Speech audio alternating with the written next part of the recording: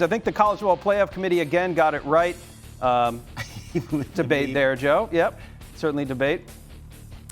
Let's go ahead and take a look at the All-State Playoff Predictor here, guys. And we're looking at the chance to reach the playoff at 10-2, according to the All-State Playoff Predictor here. Now, Alabama, Oklahoma in good standing right now. Again, USC lingering, lying in the weeds there. We'll see what happens with their game against Oregon. I'm interested, too. The Big 12 conundrum is fascinating to me. The committee is really high on Utah and BYU as well. The field goal that separated that game between those two, the only loss for BYU on the road at Texas Tech. I don't know. It's really fascinating to see. I want to get to Miami. Because we didn't get a chance to talk about it with Heather Dinich. And she mentioned, too, and wrote a little blurb this past week about how if Miami is excluded from the college football playoff, it doesn't necessarily expose a flaw in the playoff system. It just reinforces Miami's inability to play at a consistent level throughout the course of the season. What do you guys think needs to happen in front of Miami for them to receive consideration as an at-large?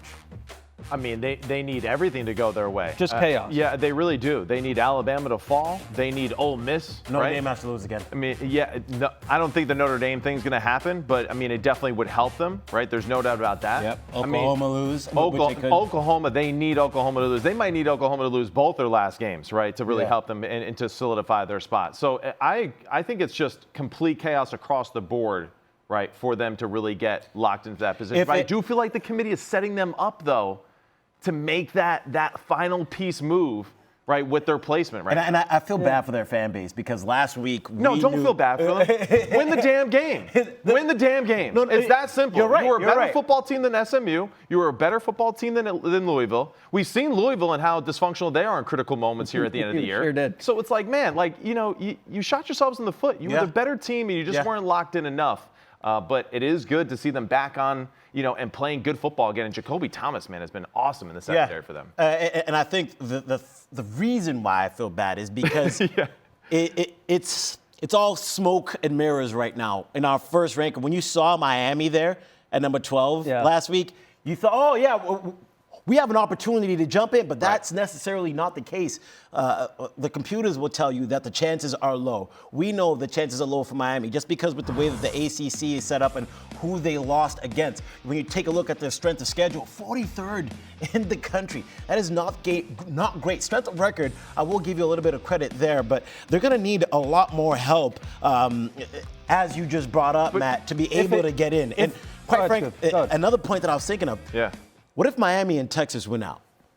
Which one are they going to take on? Which one gets ranked high? I don't think it's a debate. I'm taking Miami. I don't have any questions. One team beat Florida, the other one lost to Florida this year. That's a good point. That's a good point. And also, too, for Texas Miami, beat Oklahoma, though. They have that Oklahoma win. Their signature win, Notre Dame, South Florida, of course, that's a big win for them, too, as well. But outside of that, you're kind of leaning on, when they played Florida State, they were ranked. Outside of that's really...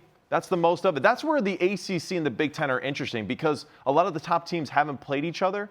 It's not just a great strength of schedule across the board. Even as I go through my notes and look at Oregon, it's like key wins, Penn State. And I'm saying that's a key win just because of how talented their defense is, right? And then it's Iowa and Minnesota, right, as far as their key wins this football season. So that's where it gets a little, I think, cloudy when we talk about these two programs and also, too, just these two divisions in college football right now where there's a lot more question marks than there is definitive answers, and that's why even the Alabama move being so far down is a weird one considering how well they played against some of the better teams in the country, according to the committee. And speaking of Alabama, right? We haven't really talked about this team too much. Oklahoma, Boomer Sooner for everyone that's in the chat right now, because we straight from Jones says we're not talking about Oklahoma, and we're some haters of that team. And I do want to be able to give the flowers to them because, one, I believe Oklahoma has one of the best defenses in the country. Agreed. They can get after the quarterback.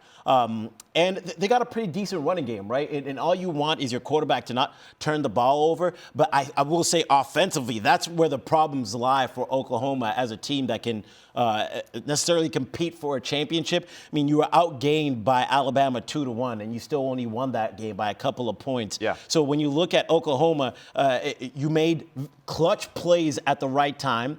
a pick six. Those are random. Those are plays that you don't see often. But Brett Venables made sure to tell us we forced those turnovers. No doubt. Those weren't turnovers. He made a point of it. Yeah. He made a point to let us know that they forced them. So I think for Oklahoma, I give you all the flowers on the defensive end, but I do need to see more from them offensively if they're going to compete for a championship. And I think Greg McElroy said it perfectly on the television aspect of our show, right? Is that the committee, I think, is looking out for them because their star quarterback was out, right, during those losses, yeah, right? It's a great point. Or just coming back and kind of getting into the rhythm of playing, especially against Texas.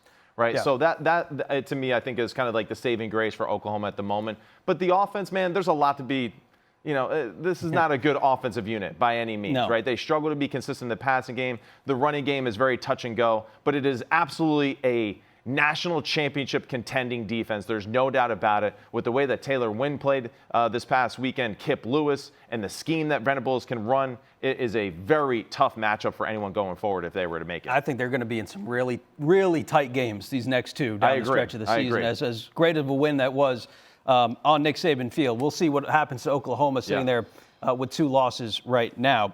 I think just to wrap it up on Miami really quick, I don't know that like wins against Virginia Tech and Pitt, who no longer is ranked, by the way, will really stir the drink enough for them to be an at-large. We'll find out. Again, chaos needs to happen in front of them. We move it along. Fans, check out ESPN.com/All-State Playoff Predictor to check out your team's chances at making the college football playoff and use the tool and pros use as well. A reminder, you're watching Rankings Reaction presented by All-State. You want this, you got that. No way, watch them walk right past you. Run fast while you have the chance. Don't speak, let them look right at you.